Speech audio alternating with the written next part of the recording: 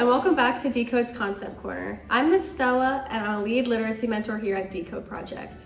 Last week, you learned about trigraphs, and this week, we're going to be learning about chunk all. A chunk is a group of letters in one syllable that consistently make the same sound.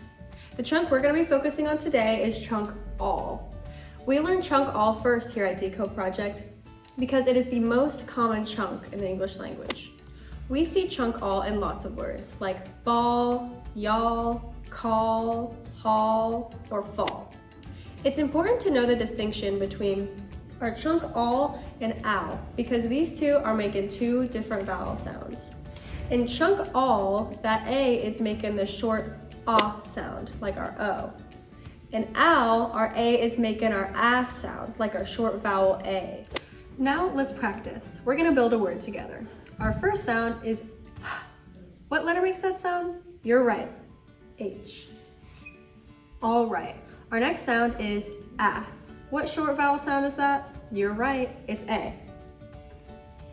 All right. Our next sound is ooh. What letter makes that sound? You're right, it's L. All right, so what does this say? Our sounds are ah, ooh, how. Good job. All right, now if we add an L onto the end of our word, we know that it's going to change our vowel sound to an ah, right? And when we look at our chunk, it's always gonna make the same sound in every syllable, okay? So let's finger stretch it. We're gonna go all. What does that say? You're right, haul. So adding this L changes our vowel sound from how to haul. Now time for some activities you and your decoder can do at home. The first activity is a chunk all versus al word sort. Mark each dot with a corresponding concept, chunk all or al. Have your decoder jump to each dot depending on what concept the word has within it. The next activity is something we here at Decode created. It's a chunk all matching game. Lay the cards face down and have your decoder flip over 2 cards. If they're matching, they get to keep them.